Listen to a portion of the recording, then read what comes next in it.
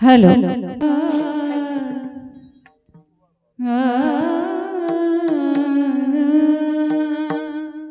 Hello hello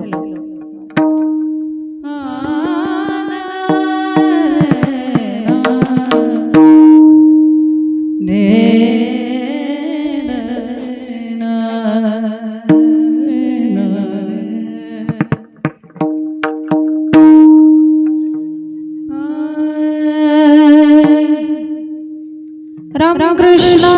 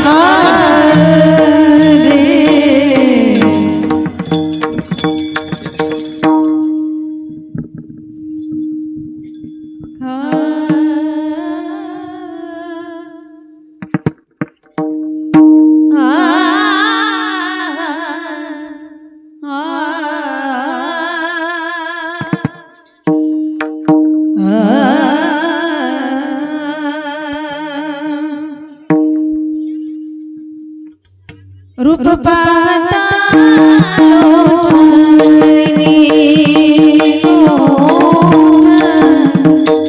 रूप पाहता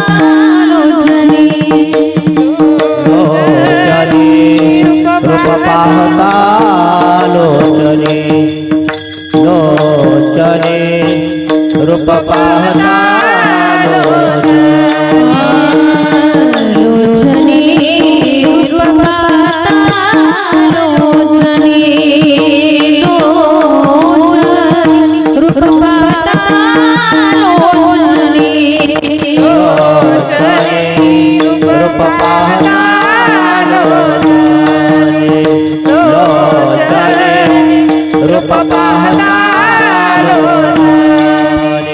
सुख झाले हो झाले हो झाले हो साजने सुख झाले हो झाले हो झाले हो साजने तो हवा विठ्ठला भरवा भरवा तो हवा विठ्ठला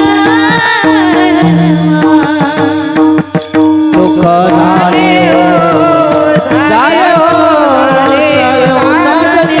सुख झाले झाले साजनी विठ्ठल बरवा तो विठ्ठल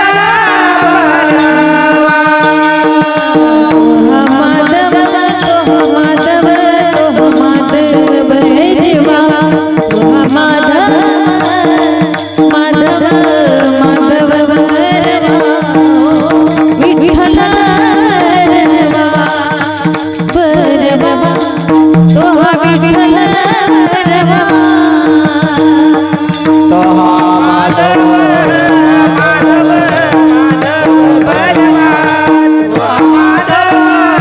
माधव माधव भरवा तो विठ्ठल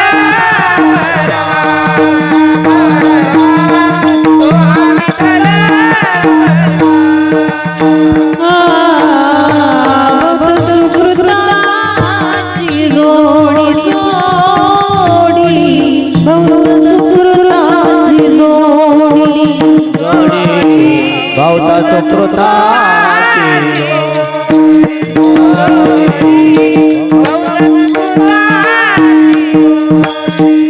म्हणून विठ्ठली विठ्ठली विठ्ठल्या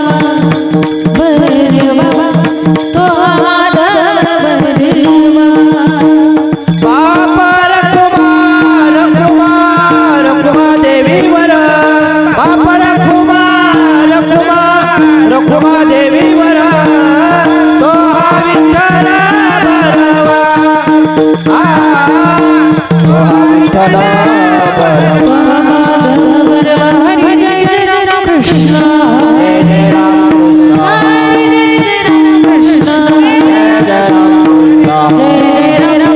जय जय राम कृष्ण जय जय राम कृष्ण हरी जय जय राम जय जय राम कृष्ण हरी जय राम कृष्ण राम कृष्ण हरी जय जय राम जय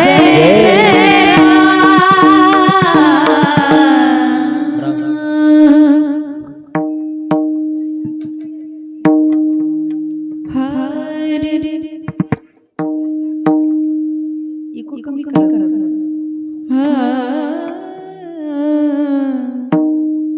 हॅलो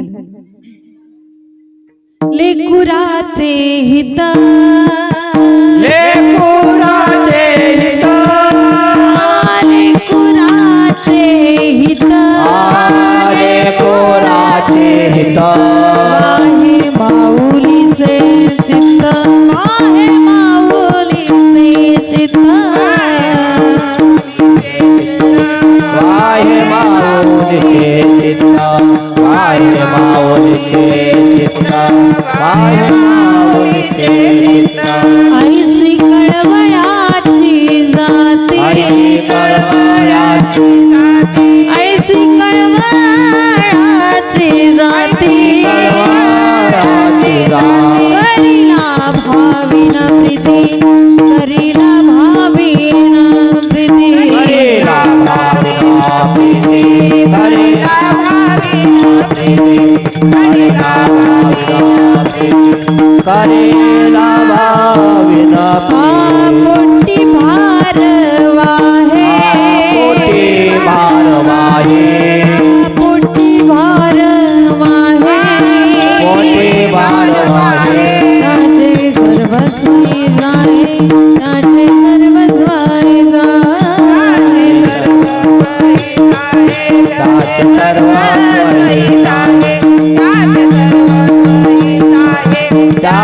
सर्वस्वई जाहे ऐसी कळवळाची जाती ऐसी कळवळाची जाती ऐसी कळवळाची जाती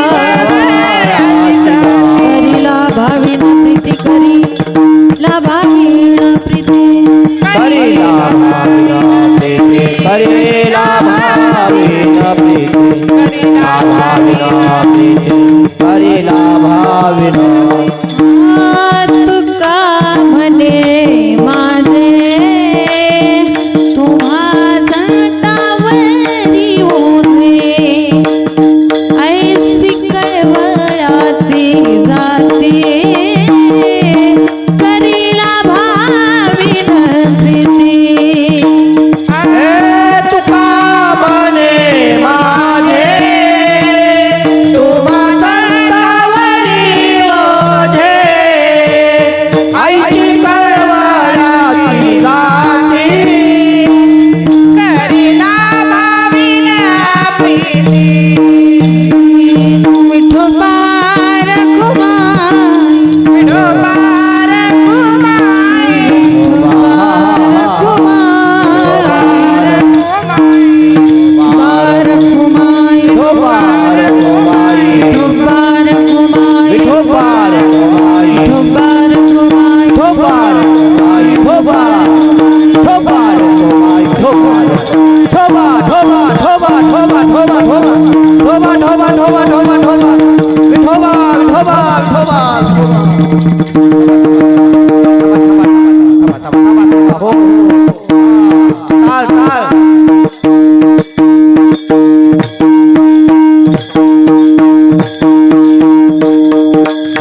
वाचाल करी ताल जोरात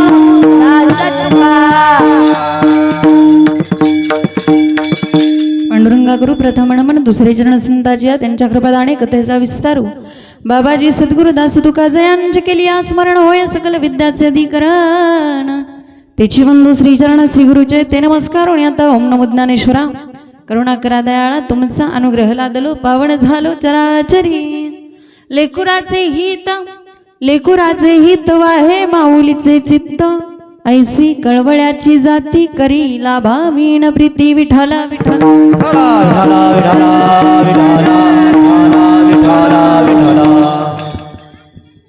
प्रस्तुत प्राप्त प्रसंगी प्राप्त स्थळी कीर्तन रूपी सेवेकरिता घेतलेला अभंग वारकरी संप्रदायाच्या कलशस्थानी विराजमान असणारे जगद्गुरु जगद्वंदनीय श्रीमंत श्री तुकोबाराय यांचा आणि संतत्वाला मातृत्वाची उपमा देणारा अभंग आज या ठिकाणी सेवेसाठी विठाला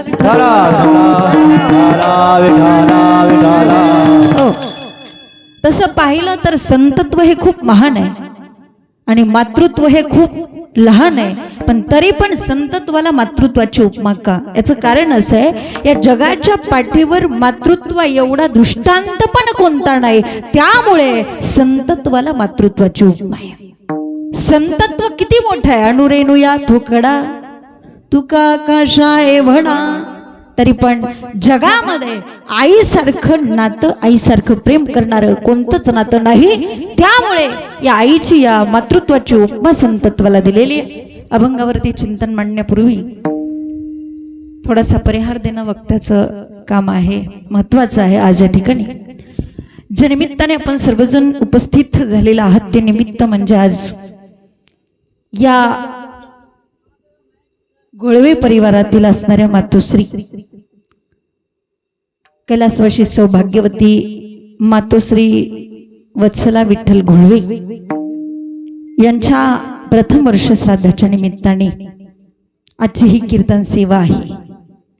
मी मगाशी सांगितलं, मला त्यांच्या 3 मुली आहेत, सुजाता, सुनीता आणि संगीता, सुवर्णा, अशा 3 मुली आहेत आणि एक त्यांचा मुलगा चिरंजीव पांडुरंग काका घोळवे. अशी त्यांचा हा परिवार, त्यांची मुलं आहेत.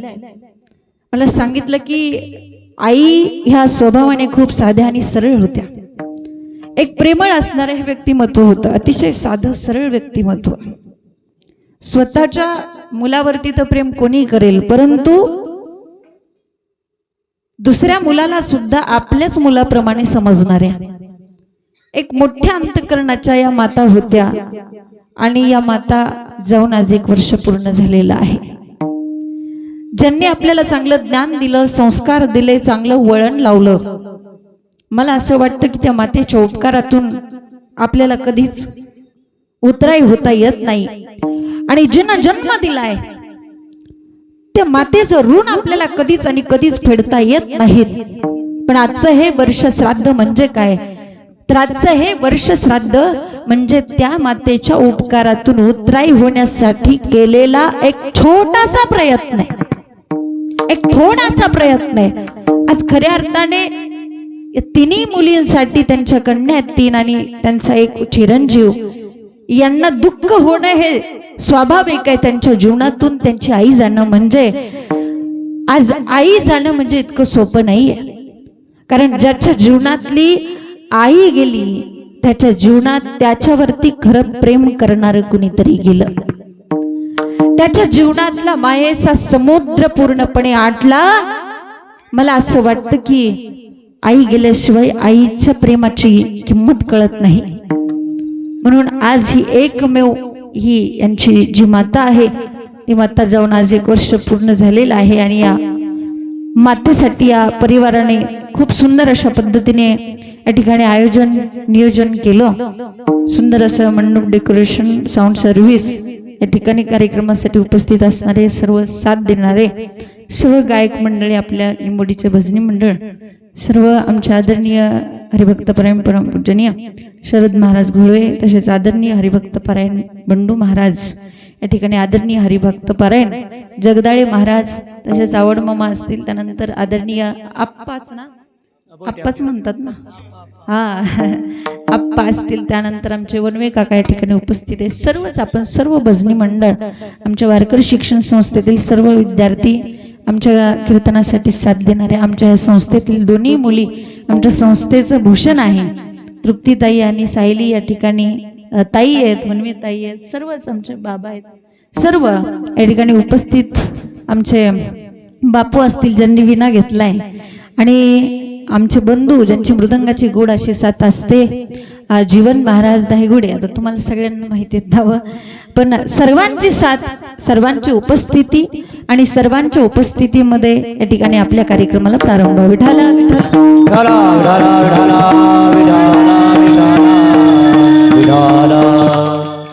आणि सगळ्यात महत्त्वाचं, ज्यांच्या भेटीमुळे आणि ज्यांच्या संपर्कातून ही सेवा मला घ्यावी लागली, यावं लागलं, ते आमचे गुरुवारी हरिभक्त पारायण परमपूजनीय आदरणीय बापू महाराज दराडे, त्यांचाही या ठिकाणी मी मनापासून आभार मानते आणि आपल्या सेवेला सुरुवात. विठाला विठाला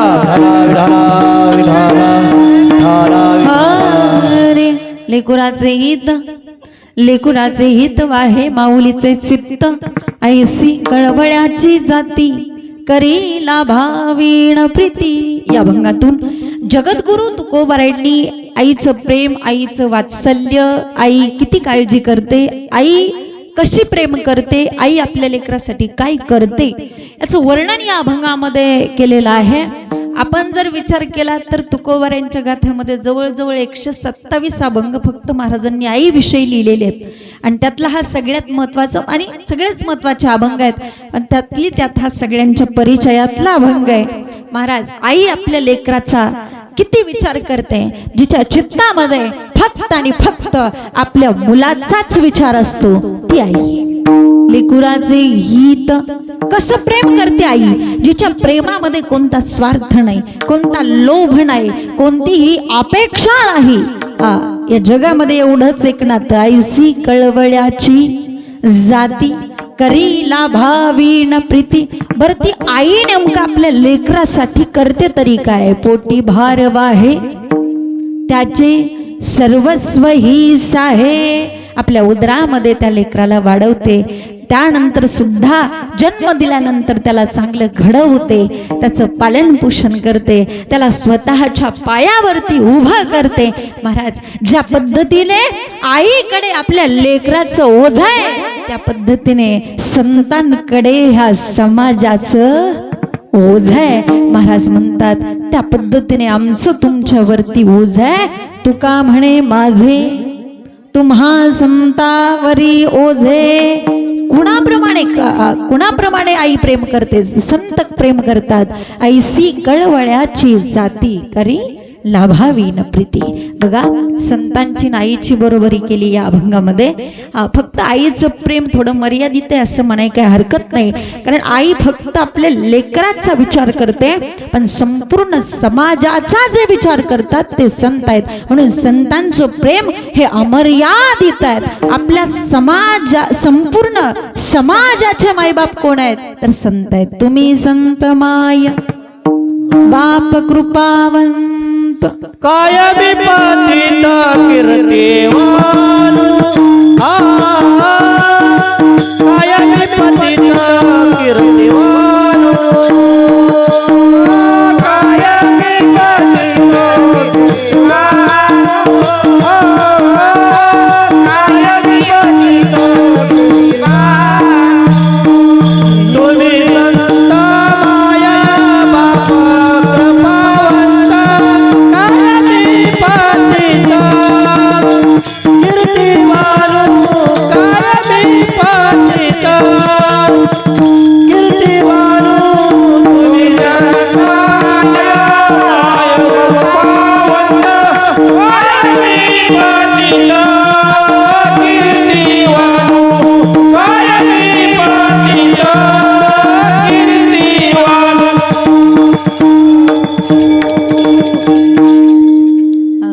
संत हे संपूर्ण समाजाचे मायबाप आहेत. मला असं वाटतं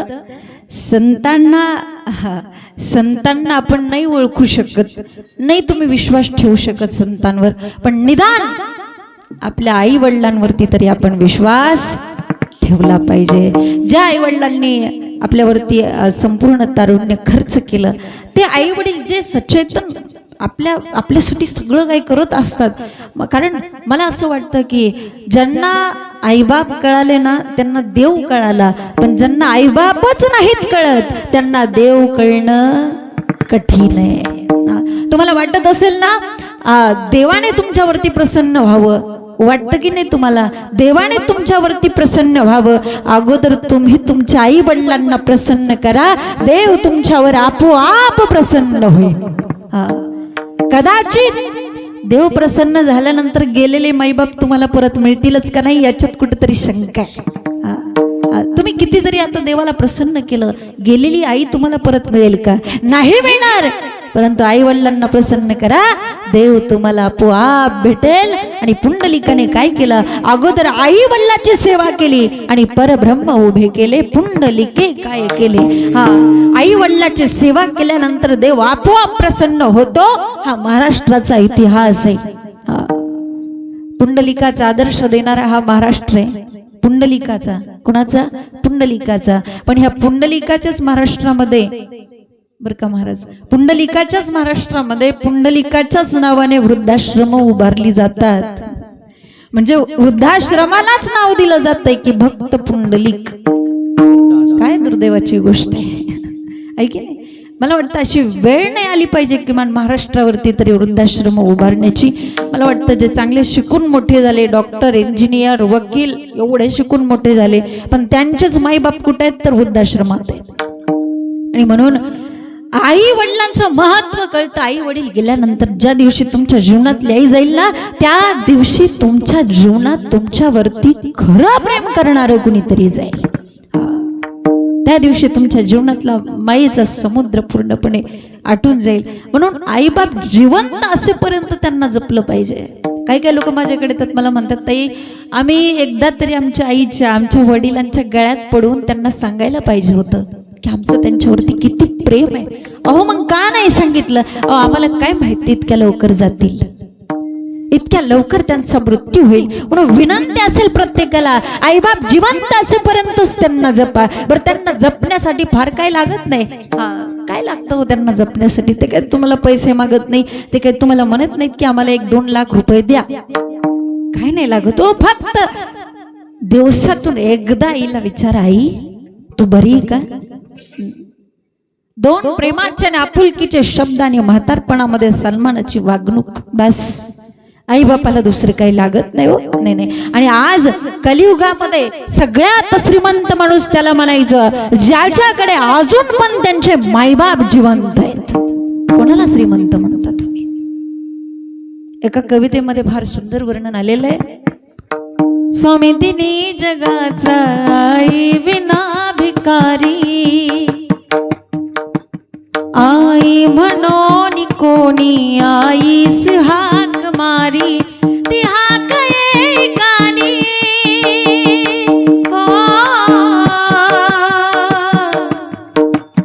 ती हाक ऐकानी मज होई शोककारी. स्वामी तिन्ही जगाचा आई विना भिकारी, स्वामी तिन्ही जगाचा आई विना भिकारी, स्वामी तिन्ही जगाचा आई विना भिकारी. आणि म्हणून आईचं महत्व आज कलियुगामध्ये समजणं गरजेचं आहे. आज लोक महत्व देतात पण कशाला? आज गुरुजी समोर बसलेले आहेत. गुरुजी, आज लोक महत्व देतात पैशाला. आमचे गुरुजी आहेत. आज लोक महत्व देतात ते सत्तेला, आज लोक महत्व देतात ते सौंदर्याला. सौंदर्यासाठी वाटेल ते करतात लोक, सत्तेसाठी वाटेल ते करतात, संपत्तीसाठी वाटेल ते करतात. आहे की नाही? अहो किती वासुदेवाची वाणी काय सांगते ऐका. वासुदेवाची ऐकावाली,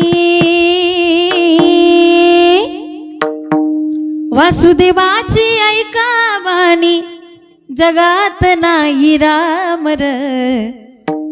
दाम करी का मयड्या, दाम करी का, दाम करी का मयड्या, दाम करी का.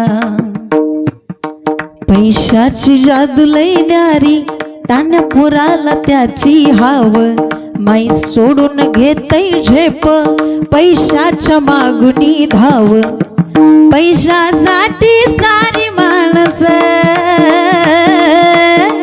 पैशासाठी सारी माणस झाली त्याची गुलाम र, धाम करी का मयड्या, धाम करी का, धाम करी का मयड्या, धाम करी का.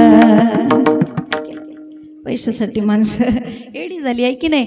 पैशासाठी लोक खोटं बोलतात आहे की नाही. बरं खोटं बोललं पाहिजे, हा खोटं बोललं पाहिजे, पण त्याला पण एक मर्यादा आहे की नाही. तुम्ही म्हणाल संसारच खोटा आहे, खोटं बोलावं लागतं आहे की नाही. खोटं बोलावं लागतं हा, पण मला असं वाटतं की जीवनामध्ये संपत्तीला सुद्धा महत्त्व दिलं पाहिजे, परंतु आईवडिलांच्या समोर नाही बरं का. नाही नाही नाही, आई वडील ही आपल्या जीवनातली सगळ्यात मोठी संपत्ती आहे, सगळ्यात मोठी संपत्ती आहे. कधी कधी असं वाटतं की मुलं नसलेली माणसं बरी, एवढी मुलं वाईट. अहो काही काही मुलं संपत्तीसाठी स्वतःच्या आईला वडिलांना मारणारी मुलं आहेत. आपण बातम्या ऐकता, आपण सगळे, आपल्याला सगळं माहिती आहे. थोड्या गोष्टीसाठी, पैशासाठी आईवडिलांना मारणारी काय मुलं आहेत. मुलं नसणारी माणसं दुःखी आहेत का मुलं असणारी माणसं दुःखी आहेत. मला असं वाटतं कधी कधी मुलं नसणारी माणसं सुखी आहेत आहे की नाही. तसं दुःख प्रत्येकाला आहे, दुःख प्रत्येकाच्या जीवनात आहे. राजा दुखिया, प्रजा दुखिया, सगळे दुःखी आहे. अहो शेतकरी, शेती नसलेली माणसं दुःखी आहेत, पण मला असं वाटतं त्यापेक्षा शेती असणारी माणसं दुःखी आहेत. ज्याची शेती कोरडवाहू आहे त्याला असं वाटतं आम्हाला पाणी नाही म्हणून दुःख आहे की नाही. पण पाणी लागल्याच्या नंतर रात्री 12 वाजता दार धरायला जाताना त्याला विचारा की किती दुःख होतं आहे की नाही. दुःख असं जगात कोणच नाही की त्याला दुःख नाही. फरक फक्त एवढाच आहे की काही जणांचं दुःख झाकलेलं आहे तर काही जणांचं दुःख उघड आहे, बस फरक एवढाच आहे. तुम्हाला एक प्रसंग सांगते. मुलं असणाऱ्यापेक्षा मुलं नसणारी माणसं सुखी आहेत आणि मुलं असणारी माणसं किती दुःखी आहेत. एक प्रसंग तुमच्या समोर मांडेन मी.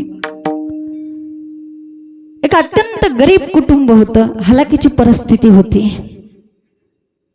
आणि बापाने दुसऱ्याच्या शेतामध्ये सालानी राहावं, आईने गावामध्ये धुणं भांडी मजुरी करावी आणि मुलांना पालन पोषण करून चांगलं शिकवलं. एक मुलगा डॉक्टर झाला, दुसरा मुलगा इंजिनियर झाला. डॉक्टर झालेला मुलगा पुण्याला गेला आणि इंजिनियर झालेला मुलगा इकडं हैदराबादला गेला. बघा, आई वडिलांनी आपल्याला अत्यंत गरीब परिस्थितीतून शिकवलं म्हणून मुलांनी सुद्धा त्याचं चीज केलं. गावामध्ये चांगलं 2 मजली घर बांधलं. एक गुंठाभर सुद्धा जमीन नव्हती, चांगली 5-10 एकर जमीन घेतली. काही दिवस फार चांगलं चाललं फार, पण एके दिवशी एका दिवाळीला काहीतरी दोघा भावाभावांचं खटकलं, काहीतरी मतभेद निर्माण झाले आणि त्याचं रूपांतर भांडणामध्ये झालं.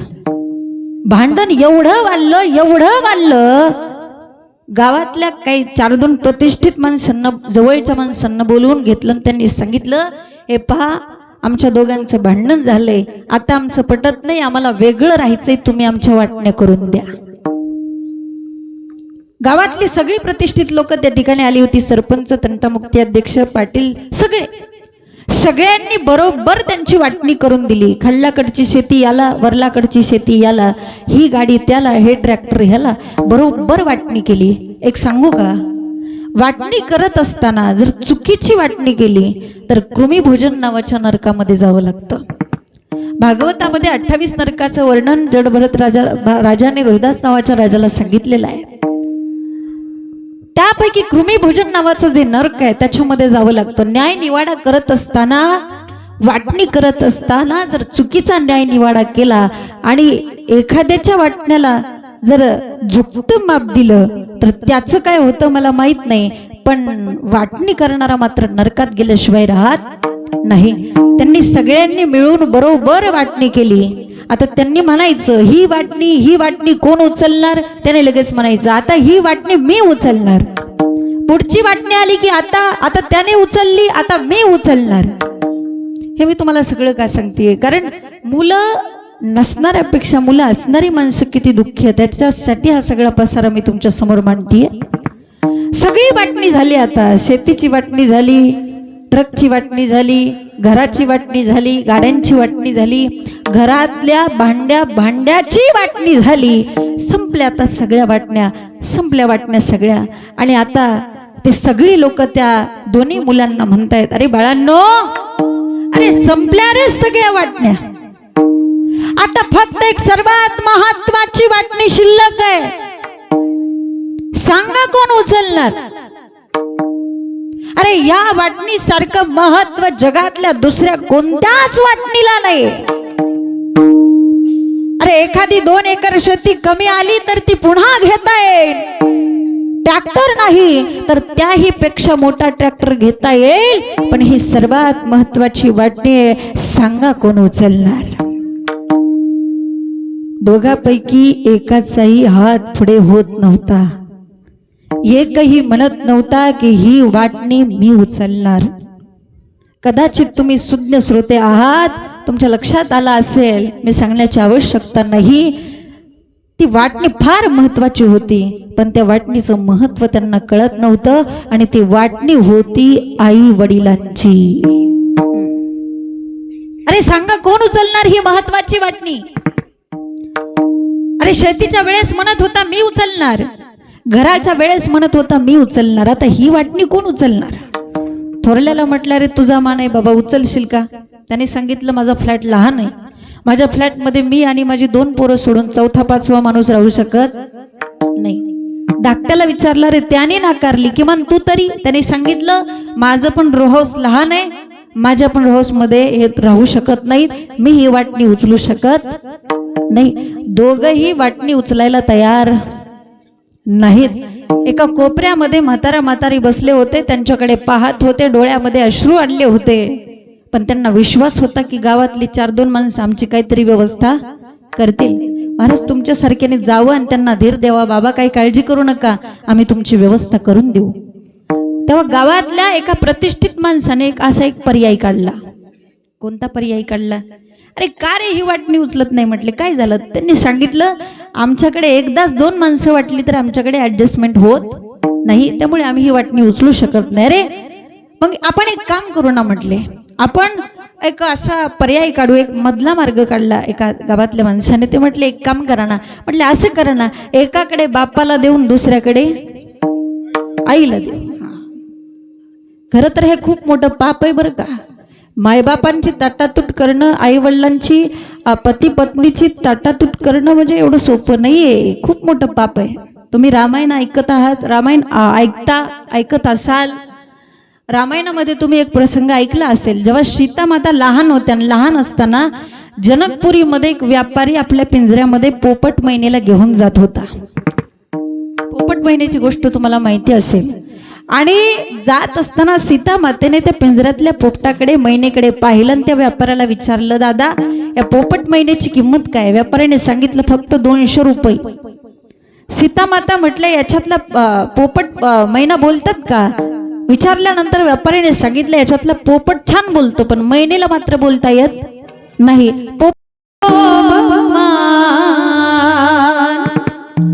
आई रे बेईमान दुनिया, आई रे बेईमान दुनिया, आई रे बेईमान दुनिया, आई रे बेईमान दुनिया, आई रे बेईमान दुनिया, आई रे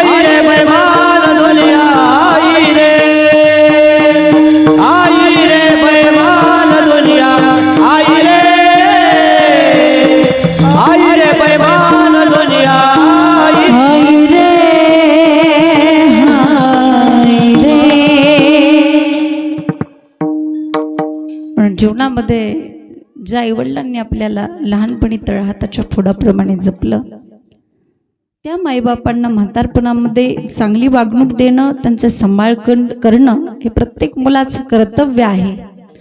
कीर्तनातून सांगण्यासारखं पण नाही आहे, पण लक्षात घ्या, आज सांगावं लागतं कारण तसे प्रसंग आपल्याला पाहायला मिळतात. पण आई जीवनामध्ये जेवढं तुमच्यावर प्रेम करेल तेवढं जगात कोणीच करू शकत नाही. जगातलं सगळ्यात श्रेष्ठ नातं म्हणजे आईचं नातं आहे. सबसे बड़ी है माँ पगले, सबसे बड़ी है माँ, माँ से बढ़कर कोई नहीं रे, माँ से बढ़कर कोई नहीं रे, देती है दुआ, देती है दुआ, पगले सबसे बड़ी है माँ, पगले सबसे बड़ी है माँ, पगले. आई जीवनामध्ये आपल्या लेकरावरती शेवटच्या श्वासापर्यंत प्रेम करते. याचा अर्थ बाप प्रेम करत नाही असं नाही बरं का, वडील पण प्रेम करतात. दोन्ही आपल्या लेकरावरती सारखंच प्रेम करतात. फरक फक्त एवढा आहे, आईचं प्रेम दिसतं आणि बापाचं प्रेम कधी दिसत नाही. डोळ्यातलं अश्रून वाटे जे प्रेम दाखवते तिला आई असं म्हणतात, पण हृदयातलं प्रेम हृदयातच जो झाकून ठेवतो त्याला बाप असं म्हणतात. बापाचं प्रेम ओळखण्यासाठी आपल्याला सुद्धा तेवढं मोठं अंतकरण करावं लागेल बरं का. हा, बाप प्रेम दाखवत नाही याचा अर्थ बाप प्रेम करत नाही असं नाही, बाप पण प्रेम करतो. उरामध्ये माया त्याच्या काळ्या मेघवाणी, दाखविना कधी कुणा डोळ्यातल पाणी. जिजू जिजू संसाराचा गाडाकला, वटामध्ये हसू जरी कणावाकला, घडीभर तू थांब जरा ऐक त्याची धापर, लय अवघड हाय गड्या उमगाया बापर, उमगाया बापर, लय अवघड हाय गड्या उमगाया बापर, उमगाया बापर. मुकी मुकी माया त्याची मुकी घाल मेला, लेकराच्या पायी उभा चमवू धडीला, आधाराचा बळ जणू वाकुल आभाळ, तिच्या आईला पाचोळा जिन रानू माळ, जिन रानू माळ. घडीभर तू थांब जरा ऐक त्याची धापर, लय अवघड हाय गड्या उमगाया बापर, उमगाया बापर, लय अवघड हाय गड्या उमगाया बापर, उमगाया बापर. आमच्या तुकोबर आहे म्हणतात, बाप करी जोडी. थोडे पुढे सरा, जागा भरपूर आहे. महिला थोड्या थोड्या पुढे सरा, करीत झाली. चला पुरुष मंडळी, वनवे गुरुजी, गोकुळ वनवे गुरुजी, गोकुळ गुरुजी, चला पट पट पट. विठाला विठाला विठाला विठाला विठाला, चला पट पट पट, वेळ लावू नका महिला, पटपट वेळ लावू नका. विठाला विठाला विठाला विठाला विठाला विठाला विठाला विठाला विठाला विठाला विठाला विठाला विठाला विठाला विठाला विठाला विठाला विठाला विठाला. मध्ये जागा भरपूर आहे. विठ्ठल विठ्ठल हरी नाम. मध्ये जागा सोडू नका, सगळ्यांनी पुढे सरून बसा म्हणजे पाठीमागे येणाऱ्या माणसांना जागा होईल. सरपंच या पुढे. किंवा आमचे जगद्गुरु तुकोबाराय सांगतात, बाप करी जोडी लेकुराचे ओढी आपुली कुरवंडी वळवून. जीवनामध्ये संतांवरती आणि आपल्या आई वडिलांवरती विश्वास ठेवला पाहिजे. बाकी कोणावरती जरी नाही ठेवला तरी चालेल, पण संतांवर आणि आई वडिलांवर विश्वास ठेवताना कुठलाही संकोच जीवनात हा माझा वेत्वाच संताची पायी, हा माझा वेत्वाच संताची पायी, हा माझा वेत्वाच संताची पायी, हा माझा वेत्वाच सर्व भावेनाथ झालो त्यांचा झालो त्यांचा सर्व भावेनाथ गीत गोरी माझे गीत गोरी सर्व भावेनाथ झालो त्यांचा सर्व भावेनाथ झालो त्यांचा सर्व भावेनाथ झालो त्यांचा तेच माझे हित करीती स्वाकार तेच माझे हित करीती स्वाकार.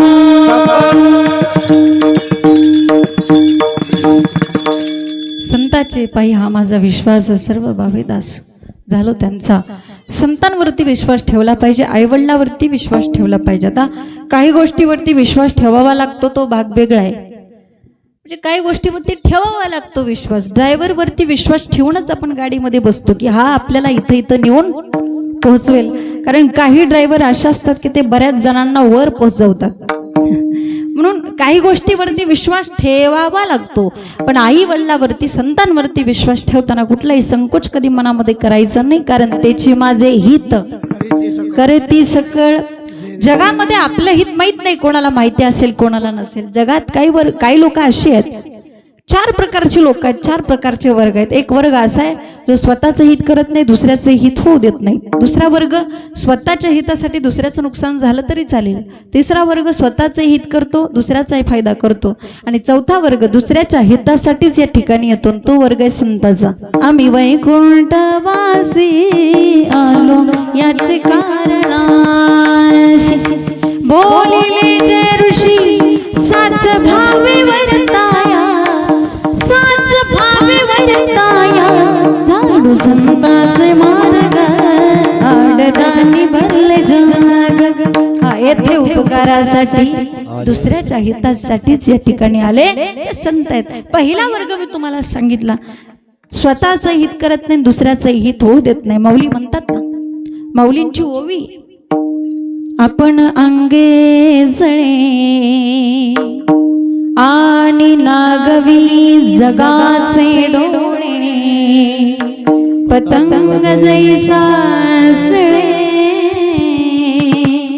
दीपाचे. माऊली म्हणतात, रात्री दिव्याच्या भोवती पतंग नावाचा कीटक ज्या पद्धतीने घिरट्या घालतो आणि त्यावरती झडप घालून तो स्वतःही जळून भस्म होतो आणि दुसऱ्यालाही अंधकार करतो, त्या पद्धतीने हा वर्ग आहे. स्वतःचं हित करत नाही, दुसऱ्याचंही हित होऊ देत नाही. एक दृष्टांत सांगेन. एक अधिकारी माणूस असतो, भाजी मंडईत भाजी घेण्यासाठी जातो. गेल्यानंतर त्या पाटीतलं एक वांग उचलतो, मावशीला विचारतो, मावशी किती रुपये किलो वांगी? मावशीने सांगितलं फक्त 5 रुपये किलो. तर असं म्हटल्यानंतर त्याने हातातलं वांग रागाने खाली टाकलं आणि म्हटलं, एवढे महाग? म्हटलं तुम्हाला काहीच कसं वाटत नाही, मनाला वाटेल तसे भाव लावता. मावशी म्हटली, तुम्ही असं गोंधळ करू नका. जर तुम्ही असा कालवा केला तर माझी वांगी कुणीच घेणार नाही. त्यावेळेस तो म्हटलं, मावशी त्याची कशाला तुम्ही काळजी करताय? अहो या वांग्याला या पठ्ठ्याचा हात लागलाय. कोणाचा?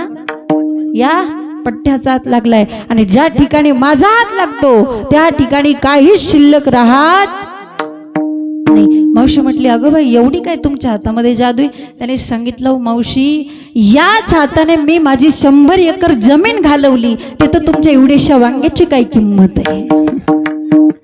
स्वतःचंही हित होऊ देत नाही आणि दुसऱ्याचंही हित करत नाही. दुसरा वर्ग स्वतःच्या हितासाठी, स्वतःच्या स्वार्थासाठी दुसऱ्याचं नुकसान झालं तरी चालेल अशी पण काय लोक आहेत. माऊली म्हणतात ना, तैसे मने वाचा काय, भलतया दुःख देत जाय, स्वार्थ साधिता न पाहे पराचे हित. स्वतःच्या स्वार्थासाठी दुसऱ्याचं नुकसान झालं तरी चालेल, म्हणजे तुझी दाढी जळाली तरी चालेल पण माझी बिडी पेटली पाहिजे, अशी पण काय लोक आहेत.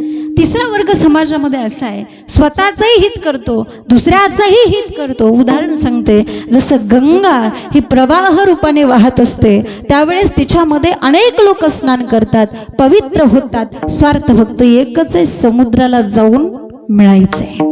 सूर्य उगवतो आणि मावळतो हा झाला त्याचा स्वार्थ, पण संपूर्ण त्रिभुवनाला तो प्रकाश देतो हा परार्थ, दुसऱ्याचं हित आहे. पण समाजामध्ये केवळ एकमेव चौथा वर्ग असा आहे, दुसऱ्याच्या हितासाठीच येतो आणि तो वर्ग आहे संतांचा. जगाच्या कल्याणा संताच्या विभूती किंवा संसाराच्या नावे घालून या शून्य वाढता हा पुण्य धर्म केला. संत जर नसते तर आपल्याला देव काय आहे हे पण कळालं नसतं. सामान्य जीवाला बोटाला धरून ज्यांनी देव दाखवला ते संत आहेत. खऱ्या अर्थाने उजळा वया आलो वाटा, खरा खोटा निबाडा. या समाजामध्ये असत्य काय, या समाजामध्ये खोटं काय हे कुणी सांगितलं असेल तर ते संतांनी सांगितलं, माझ्या ज्ञानोबांनी सांगितलं. बाबांनो, हे संपूर्ण जग खोटं आहे. लटिका व्यवहार सर्व हा संसार, लटिका व्यवहार. जय जय विठोबा रघुमाई, जय जय विठोबा रघुमाई, विठोबा रघुमाई. विठोबा रघुमाई, विठोबा रघुमाई, विठोबा रघुमाई, विठोबा रघुमाई, विठोबा रघुमाई, विठोबा रघुमाई, विठोबा रघुमाई, विठोबा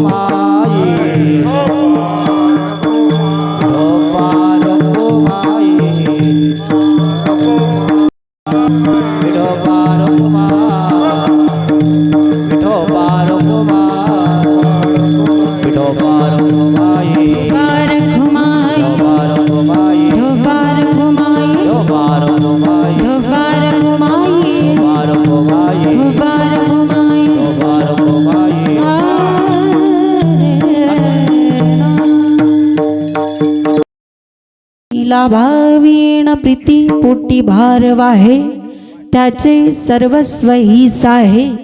ऐशी कळवळाची जाती करीला भावीण प्रीती.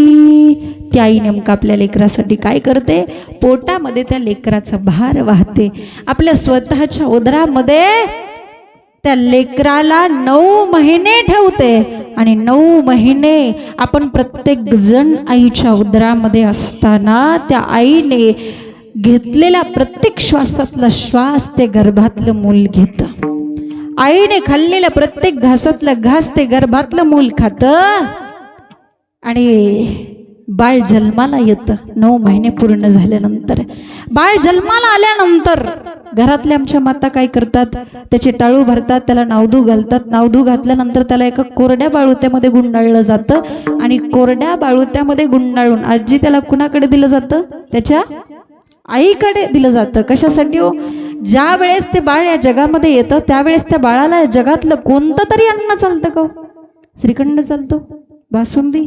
आणि ज्या वेळेस त्या बाळाला या जगातलं कोणतंच अन्न चालत नाही त्यावेळेस ती आई त्या मुलाला आपल्या स्वतःच्या उराशी कवटाळते आणि सर्वांगातलं दूध त्याला पाजते. जेव्हा रक्ताचे 2 थेंब खर्च होतात ना, तेव्हा दुधाचा कुठेतरी 1 थेंब तयार होतो. मग त्या दुधाचे उपकार आईने आपल्यावरती जे केलेले आहेत ते आपल्याला कधी फेडता येतील का? इथं आलेले मला प्रत्येकाला एक प्रश्न विचारायचा आहे. तुम्ही तुमच्या आईला किती करोडो रुपये दिल्यानंतर तुमच्या आईने पाजलेल्या दुधाची किंमत होईल? किती करोडो रुपये दिल्यानंतर? असे अनंत अनंत करोडो रुपये जरी दिले तरी तुमच्या आईने पाजलेल्या दुधाची किंमत कधीच होणार नाही. किमान त्या दुधाचे उपकार तरी आपण ठेवले पाहिजेत. तू विसरू नको लडीवाळा, आईचा लळा जिवाळा. तू विसरू नको लडीवाळा, आईचा लळा जिवाळा. उपकार दुधाचे बाळा, उपकार दुधाचे बाळा. तू विसरू नको लडीवाळा.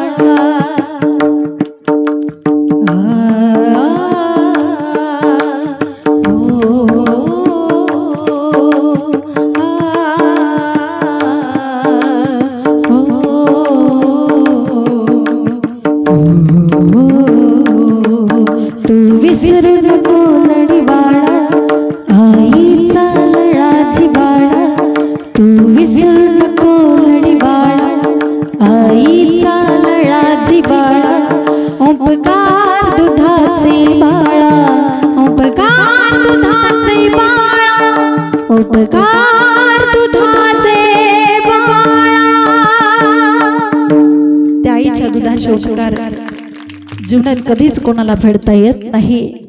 ती आई दुधाचं पालन पोषण देऊन त्या मुलाला लहानाचं मोठं करते. जसं ही बिल्डिंग उभी राहिली म्हणजे त्याच्यामध्ये काय लागतं? स्टील लागतं. आणि त्या स्टील वरती बिल्डिंग उभी राहते. जसं हे शरीर जे ना याच्यामध्ये स्टील आहे. स्टील म्हणजे हाडं. आणि या हाडावरती ही शरीर रूपी बिल्डिंग उभी आहे. पण त्या हाडाला पालन पोषण देण्याचं काम जिने केलं त्या आईच्या दुधाने. म्हणून त्या आईच्या दुधाचे उपकार कधी कोणाला फेडता येत नाही. म्हणून त्याचे सर्वस्व हीच आहे. तुकोबाराय म्हणतात, ज्या पद्धतीने आईकडे लेकराचं ओझ आहे आणि संताकडे समाजाचं ओझ आहे. ओझ दोघांकडे पण आहे, फक्त एकाकडे लेकराचं ओझ आहे आणि दुसऱ्याकडे समाजाचं ओझ आहे. महाराज म्हणतात, ज्या पद्धतीने आईकडे लेकराचं ओझ असतं त्या पद्धतीने आमचं ओझ तुम्हावर कामने माझे तुका मने माझे, तुका मने माझे, तुका मने माझे माझे, तुका मने माझे, तुका मने माझे,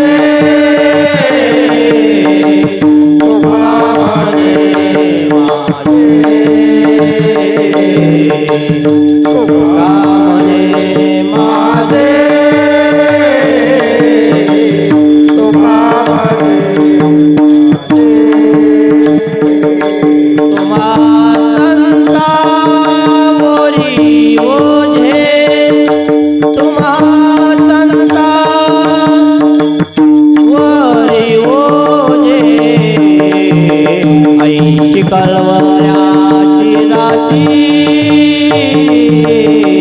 आईची कलवऱ्याची जाती, आईची कलवऱ्याची जाती, आईची कलवऱ्याची जाती.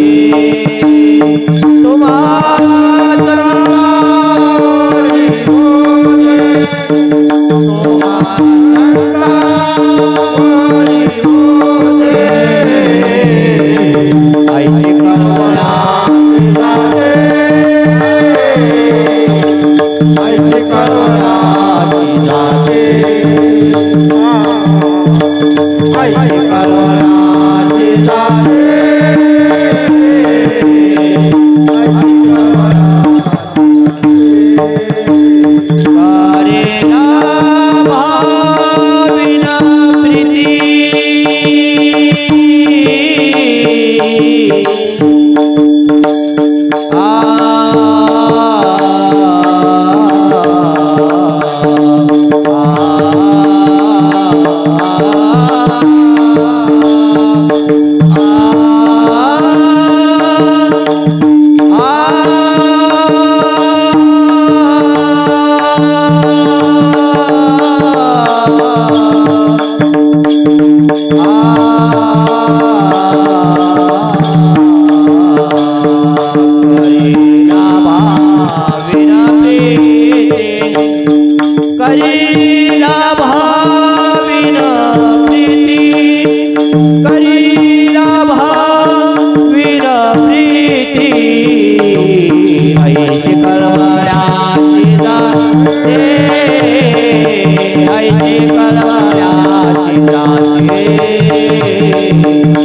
आईची कळवळ्याची जाती,